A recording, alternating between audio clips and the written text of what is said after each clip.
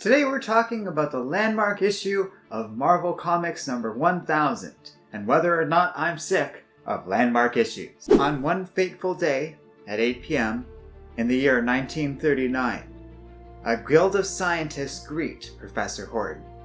He shows them his latest experiment, a living creation, a synthetic soul, the first human torch. 80 years ago, a new world began.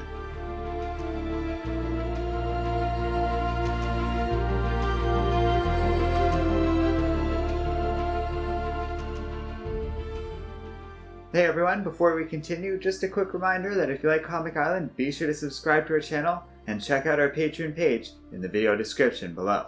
So here we have Marvel Comics number 1000, a big celebration of the company's 80-year history. It's exciting stuff when you think about it. 80 years ago, this company was founded, and this issue is all about the history and becoming a major force in the culture of the Western world.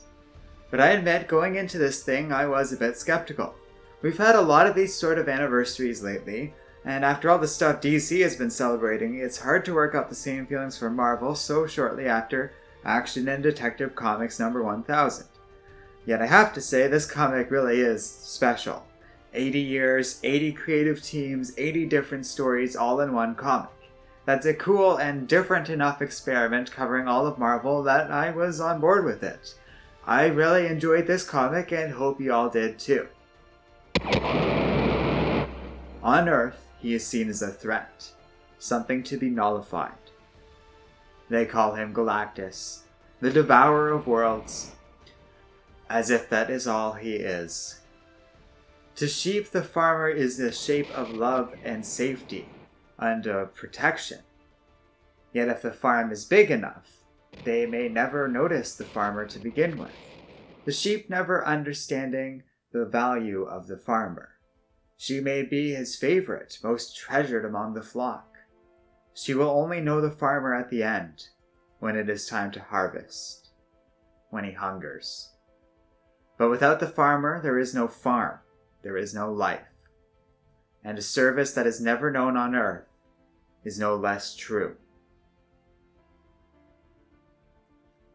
I don't know how long it would take for me to list every creative team in this comic and to go through what I think about each of their storylines, but I think we can all agree it's not worth finding out.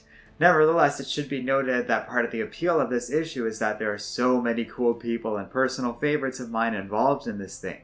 Kurt Busiek, Al Ewing, who is credited as the mastermind behind all of this, by the way, Jerry Conway, Neil Gaiman, Stuart Immonen, Alex Ross, Gail Simone, Terry Dodson, Jesus Says, and so many more make this a terrific piece overall and kind of a must-have for any Marvel fan in some form or another. Due to limited space, I won't tend to go with digital copies these days, but I will definitely be treasuring this one. The human brain wasn't designed for immortality. He's 130 years old and is constantly flirting with insanity. He was a crime fighter, but not like the ones of today. No capes, no powers, just a gun, a trench coat, some martial arts, and a mask. Back when he was normal. Back in the era of Model T cars and Irish cops.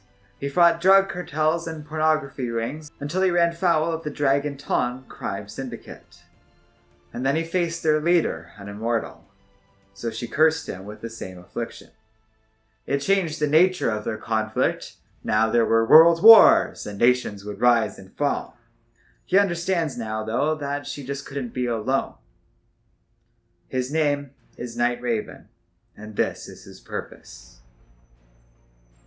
While this comic is a wonderful experiment, it should be noted there is a bit of a weakness to it.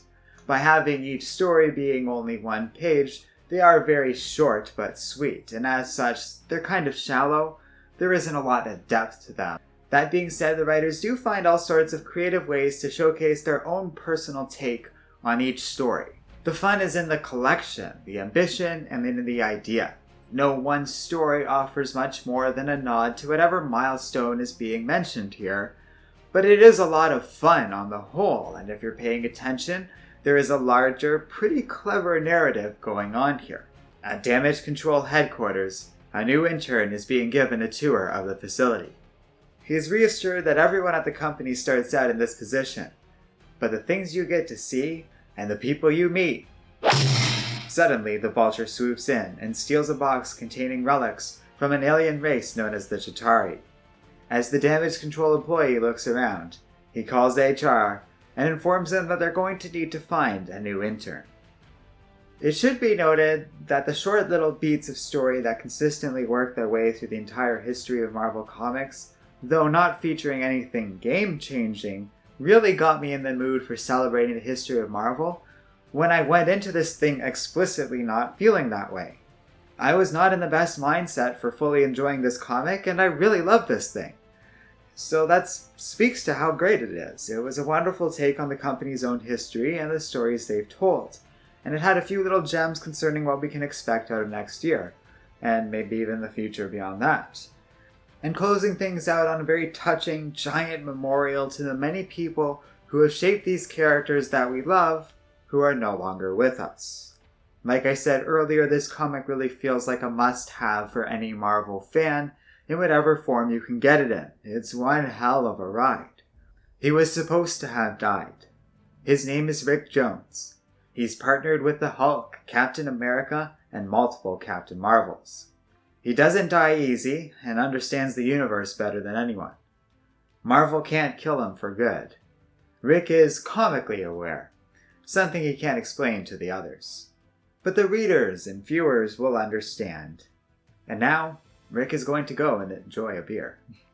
So as we close out my review of Marvel Comics number 1000, I will restate my feeling that it is a must-have. There isn't a lot of depth to it in terms of story, but I love the take on this comic as a way of celebrating this company's 80 years of history. And I will treasure the chance to have gone through this thing and review it today for a very long time.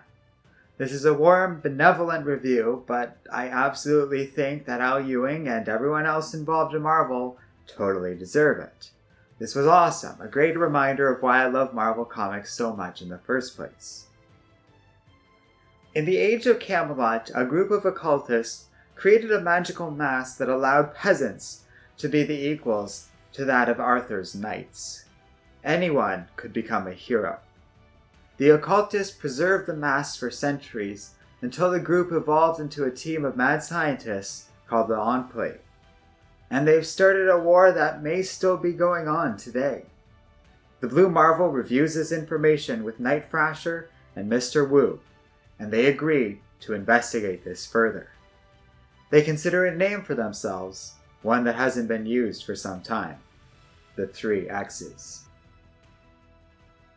Eternity considers the nature of dreams. This is a being of the first fire, the raging water, the angelic air, and the plants and beasts of this earth. Eternity embodies a 5th element too, its own spirit, which makes all in the universe equal. No one soul is inherently more important than the other, for they all assemble to create eternity's spirit equally. And this power is embodied by a mask, which gives its wielder equal power to any they may face. Nobody knows who is under the mask now, but they were given tremendous power, and they will take responsibility.